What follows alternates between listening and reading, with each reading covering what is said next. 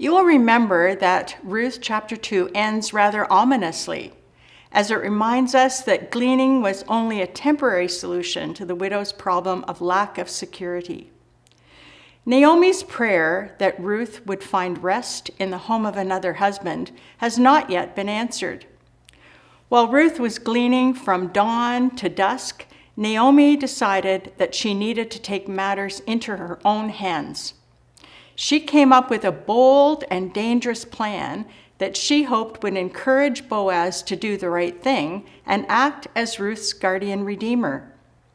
Ruth's marriage to Boaz, of course, would mean that Naomi would also be taken care of. To begin, let's look at the shape of Ruth chapter 3. Like chapter 2, Ruth chapter 3 begins and ends with conversations between Ruth and Naomi. These conversations form brackets around the account of the actual night scene with Boaz and Ruth. Naomi's initial conversation with Ruth reveals her very detailed plan to find Ruth a husband and a home that involves a risky night encounter with Boaz on the threshing floor. This scene presents a very different portrait of Naomi.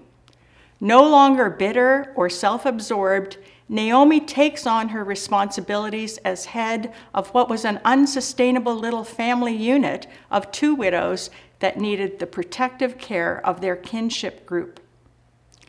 Let's read Naomi's proposal. "My daughter, I must find a home for you where you will be well provided for. Now Boaz, with whose women you have worked, is a relative of ours.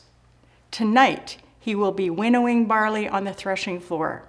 Wash, put on perfume, and get dressed in your best clothes. Then go down to the threshing floor. But don't let him know you are there until he has finished eating and drinking. When he lies down, note the place where he is lying. Then go and uncover his feet and lie down. He will tell you what to do." Naomi's unconventional plan to get Boaz to marry Ruth reminds us of several other Old Testament stories that feature the bold initiatives taken by women who felt powerless in the situations they found themselves in. In Genesis 19, 30-38, we read about Lot's daughter's audacious plan to get their father drunk and have sex with him because they felt they had no other viable options for producing offspring. Naomi's plan, like that of Lot's daughters, involved alcohol. But unlike Lot, Boaz was self-aware on the threshing floor.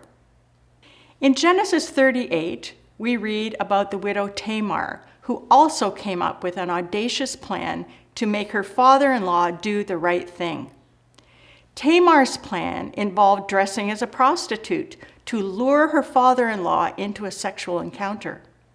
Naomi's plan also involved solicitation, but unlike Tamar, Ruth did not dupe her intended mate. The links between these three stories are not random. The children born to these three women play key roles in the story of salvation.